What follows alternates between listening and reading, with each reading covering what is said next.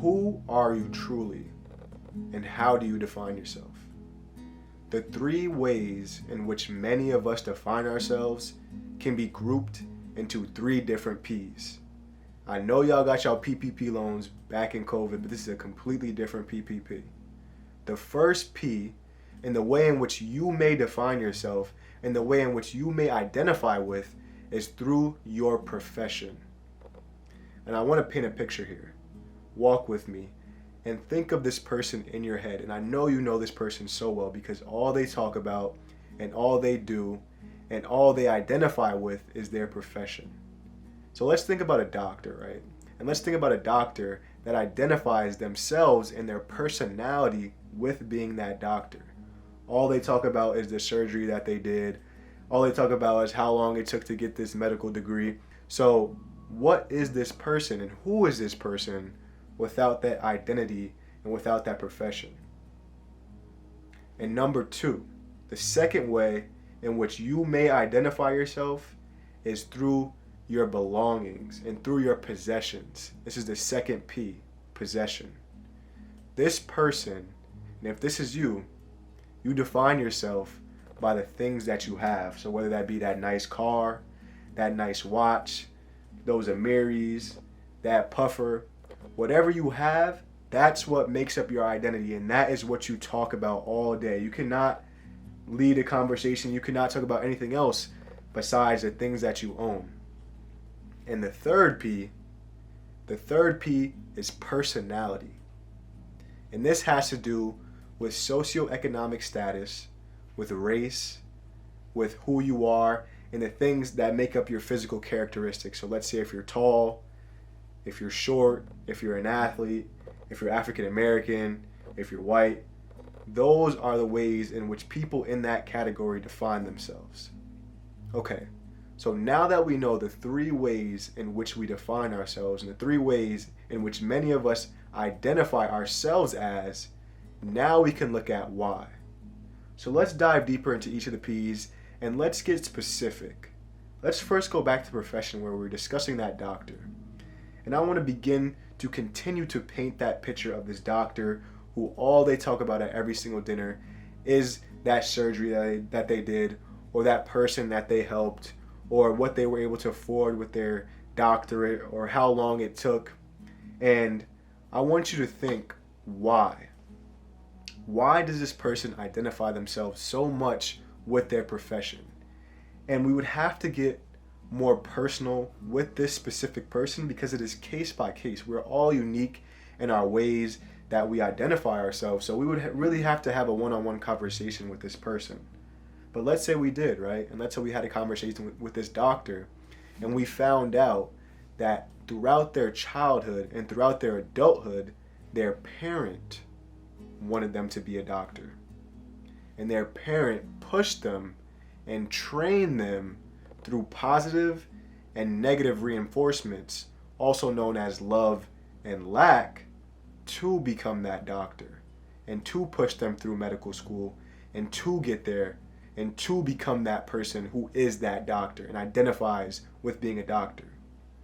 Now we can start to see where that belief is formed and why they are so consumed with being a doctor and why that makes up their identity.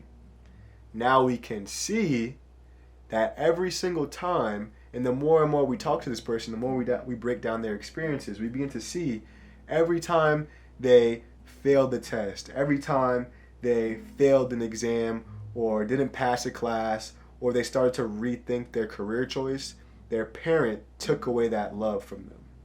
But every single time they passed an exam, they applied to a new medical school, they got accepted into a new medical school, their parents celebrated them and supported that decision.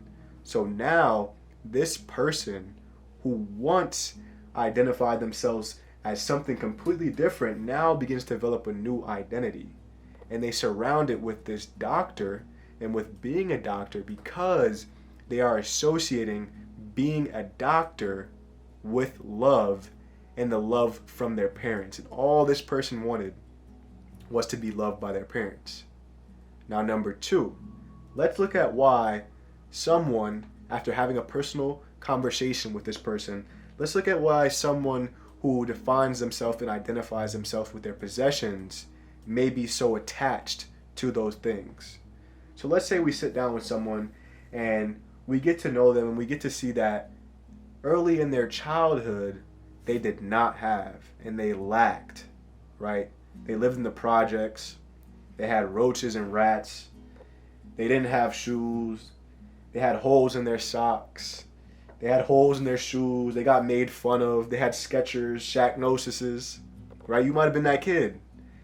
But we begin to see that this person started to have these traumatic experiences and started to feel like they were not worthy of connection. They were not worthy of friends. They were not worthy of love because they were pushed as an outsider by their peers because they didn't have, right? They were dirty. They were smelly. They didn't have the nicest clothes, the nicest shoes, this, that, and the third. So now that drove that person to go out and get those things because they were controlled by when they did not have that, right? And that fuels them to go out and work so hard and get these things. And not only are they showing them off now, but that's all they can identify with because that is their love. That Rolly is love to them.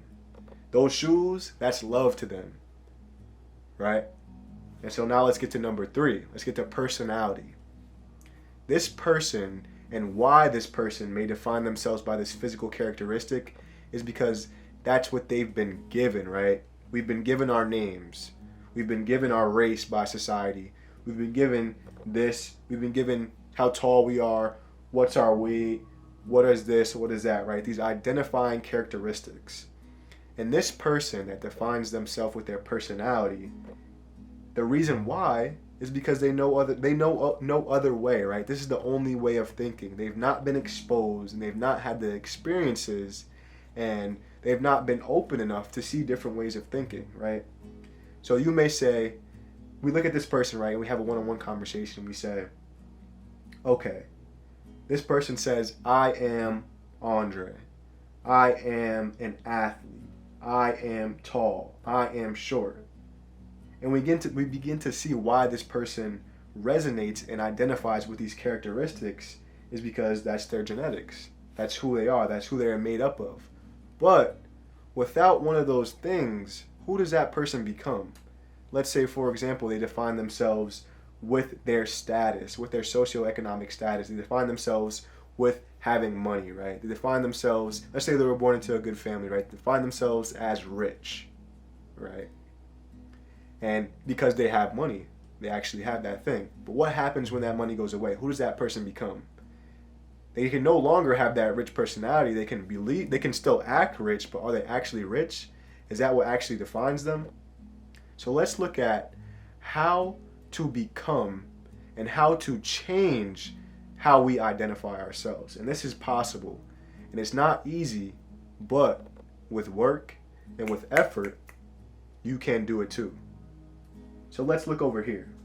We can begin to break down each of the reasons, and how we do this is by writing it down. I want you to write down right now who you think that you are.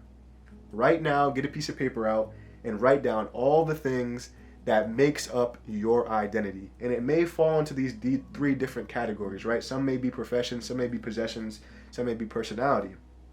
And then from there, I want you to question each one of those things. Start with one and work through it each day. You don't have to do this all in one day. You don't have to do this in an hour. This takes time. This can be your ongoing journal of defining yourself and identifying what and who you want to be and identifying it and judging it for yourself. So take time with this process. So let's start with here. Let's say you are a person who defines themselves by their physical characteristics such as height. You say, I am short. So you would question that with why. You would say, why am I short? Well, because I'm 5'3". Well, why am I 5'3"? Because that's what my height is. That's what my doctor told me.